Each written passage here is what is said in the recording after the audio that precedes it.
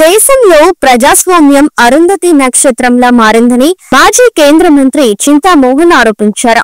Media కూడా అదే మాదిరిగా మారిందని ఆవేదన వ్యక్తం చేశారు.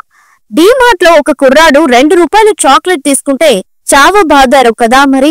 జడ్జి యశ్వంత్ వర్మ నివాసంలో 500 కోట్ల రూపాయల నగదు దొరికితే సిబిఐ మరియు ఈడీ ఏమి చేస్తుందని ప్రశ్నించారు. ఆంధ్రప్రదేశ్ లో నిరుద్యోగ సమస్యల నివారణకు ముఖ్యమంత్రి చంద్రబాబు నాయుడు పాటుపడాలని కోరారు. విశాఖ నగరంలోని ప్రెస్ క్లబ్ లో నిర్వహించిన మీడియా సమావేశంలో చింతా మోహన్ మాట్లాడారు.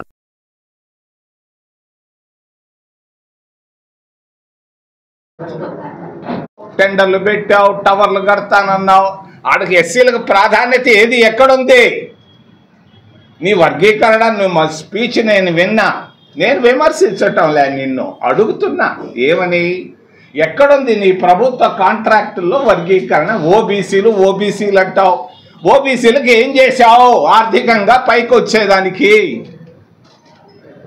ఓబీసీలకు ఏం చేశావు? ఎస్సీ ఎస్టీలకు ఏం చేశావు అని నేను చంద్రబాబు నాయుడిని సూటిగా అడుగుతున్నా. మైన్స్లో వర్గీకరణ కావాలి, ప్రభుత్వ కాంట్రాక్టుల్లో వర్గీకరణ కావాలి. మరి మీరు పబ్లిక్ ప్రాసిక్యూటర్లను పీపీలని అపాయింట్ చేస్తున్నారు, అక్కడ కావాలి వర్గీకరణ. అడిషనల్ పబ్లిక్ ప్రాసిక్యూటర్లో కావాలి. ఇవన్నీ ఆపేసి ఊరికే ఏదేదో ఆ గుడిసెలో పోయి వస్తే సరిపోద్దా? రాష్ట్రంలో ఉండే పేదరికాన్ని గురించి ఆలోచించమని నేను చంద్రబాబు నాయుడు గురించి చెప్తున్నా. అది నేను రిపీట్ చేయటంలే. మరి వర్గీకరణ ప్రభుత్వ కాంట్రాక్టుల్లో చేయాలని తెలియజేస్తూ చివరిలో నిన్న మేమందరం డాబా గార్డెన్స్ దగ్గర ఇక్కడనే మేము నిరసన తెలియజేశాం.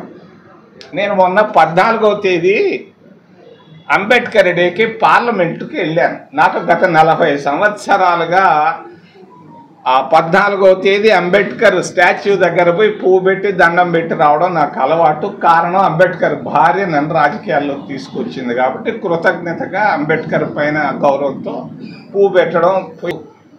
రాహుల్ గాంధీ ఉన్నాడు. అసలు ప్రజాస్వామ్యం అంటే ఏంది? నాకైతే నవ్వు వచ్చింది ఆ రోజు. నరేంద్ర మోడీ గారు, నేను ఎప్పుడన్నా తిరుమల కొండకు పోతే వెంకటేశ్వర స్వామి దండం పెడతాను, ప్రార్థన అట్లా చేస్తున్నాడు అక్కడ నరేంద్ర మోడీ. మరి అంబేద్కర్ విగ్రహం దగ్గర కాళ్ళు పట్టుకొని దండం పెడుతున్నాడు. సరే, కనీసం పలకరింపు లేదయ్యా. లీడర్ అపోజిషన్ ఆడ రాజ్యసభలో లోక్సభలో ఉన్నాడు. రాహుల్ గాంధీ ఉన్నాడు, మల్లికార్జున్ ఖర్గే ఉన్నాడు. స్మైల్ కూడా లేదు. ఏందో శత్రువులాగా చూస్తా వచ్చినాడు. అది కరెక్ట్ కాదు. ప్రజాస్వామ్యంలో ప్రతిపక్షాన్ని గౌరవించాలి. ఆ గౌరవం అనేది కనపడలేదు. ఆయన వచ్చినాడు, టీవీగా వచ్చినాడు, పూజ చేసినాడు, ఫోటో తీసుకున్నాడు, వెళ్ళిపోయినాడు. నేను చూస్తున్నాయి మా రాహుల్ గాంధీ మల్లికార్జున్ ఖర్గే. అయ్యో పాప అనిపించింది. ఆ పేపర్ జవహర్లాల్ నెహ్రూ ప్రారంభించాడు. దానిపైన వీళ్ళేదో తీసుకున్నారు. దానికి కేసు కడితే ఎట్టయా? తప్పు అని తెలియజేస్తున్నా. ఈడీ చేయాల్సింది 500 కోట్ల రూపాయలు జడ్జి గారి అవినీతి పైన అసలే వదిలిపెట్టేసి వాళ్ళపైన పడ్డం. కాంగ్రెస్ పార్టీ తరఫున నేను నిరసన తెలియజేస్తున్నా, ఖండిస్తున్నా మోడీ గారి వైఖరిని. ఈ పొరపాట్లు చేయొద్దు. ప్రజాస్వామ్యం అపహాస్యం కాకుండా ఆ ట్రంప్ చేసినట్టుగా అమెరికాలో ట్రంప్ గురించి అందరు నవ్వుకుంటున్నారు. అట్లా ట్రంప్ లాగా మోడీ కాకూడదని నేను వినయంగా వారికి తెలియజేస్తే ఏదైనా ప్రశ్నలు ఉంటే మిమ్మల్ని అడగమని చేతులెత్తి ప్రార్థిస్తున్నాను. అసలు వాళ్ళు సొంత ఊరు అలహాబాద్కి వెళ్ళారు. అలహాబాద్కి వెళితే ఈడు కడుపు పట్టేది. ఈడు నేను 2000 అడిగితే ఇవ్వలేదు కదా, సరే చూద్దామని చెప్పి ఒక అగ్గిపెట్టి తీసుకున్నాడు. ఆ దగ్గర మీ తలుపు తీసి నిప్పు పెట్టాడు 500 కోట్లకి. వాడికి కూడా తెలీదు ఇది ఇంత ప్రమాదం అవుద్దని. అది నోట్లకి నిప్పు అంటుకుంది. నిప్పు అంటుకునేటప్పటికే నిప్పు పొగ వచ్చేటప్పటికే ఆ ఫైర్ సర్వీస్ వాళ్ళు పరిగెత్తారు. ఫైర్ సర్వీస్ వాళ్ళు ఇది డబ్బు ఎడ కాలుతా ఉందనని పోలీసు వాళ్ళు చెప్తే పోలీసు వాళ్ళు వచ్చి చూశారు. నేను ఒకటి అడుగుతున్నా, ఒక జడ్జి గారి ఇంటి లోపలికి ఒక్క వాటర్ బాటిల్ ఎత్తుకొని పోవాలంటే కూడా స్క్రీనింగ్ ఉంటుంది. ఎవడు ఎత్తుకొని పోలేడు. కారు డిక్కి కూడా తీసి చూస్తాడు.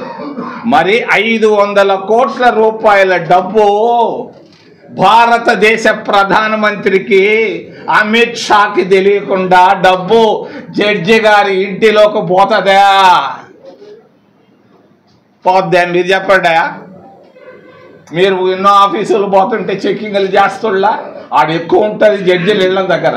మరి 500 కోట్ల రూపాయలు చాలా బాధతో పాపం చాలా పెద్ద ఉపన్యాసం ఇచ్చాడు. ఆ ఉపన్యాసం జోలికి ఇప్పుడు బాగుంది, నేను మాట్లాడదలుచుకోవాలి. ఎందుకంటే ఆయన మేమందరం తిరుపతి వాళ్ళం, మేమందరం యూత్ కాంగ్రెస్లో ఉన్నాం. ఇప్పుడు బాగుంది దాని జోలికి. టైం వచ్చినప్పుడు దాని గురించి మాట్లాడతా ఫుల్గా. మరి వర్గీకరణ కావాల్సింది నర్సు పోస్టుల్లో కాదు, వర్గీకరణ కావాల్సింది ప్రైమరీ స్కూల్ టీచర్ల పోస్టుల్లో కాదు, వర్గీకరణ కావాల్సింది పోలీస్ కానిస్టేబుల్ పోస్టుల్లో కాదు, వర్గీకరణ కావాల్సింది మైన్స్లో. ఇక్కడ తీసుకురా మైన్స్లో దా ప్రభుత్వ కాంట్రాక్టుల్లో. కర్ణాటక ప్రభుత్వం ఎస్సీ ఎస్టీలకు 24% మరి ప్రభుత్వ కాంట్రాక్టులు ఇస్తూ ఉంది. చట్టం చేసింది అసెంబ్లీలో. దానిపైన చట్టం చేయవయ్యా. ప్రభుత్వ కాంట్రాక్టులు ఎస్సీ ఎస్టీలకు ఇచ్చే విధంగా నువ్వు చట్టాన్ని తయారు చేయి. వర్గీకరణ అక్కడ తీసుకురా. ఓబీసీలకు 14% ప్రభుత్వ కాంట్రాక్టులు ఇస్తూ ఉంది కర్ణాటక ప్రభుత్వం. నువ్వు ఇక్కడ తీసుకురా. ఆంధ్రప్రదేశ్ రాష్ట్రంలో ప్రెస్ క్లబ్కు రావడానికి కారణం మీ ముందు 3-4 అంశాలు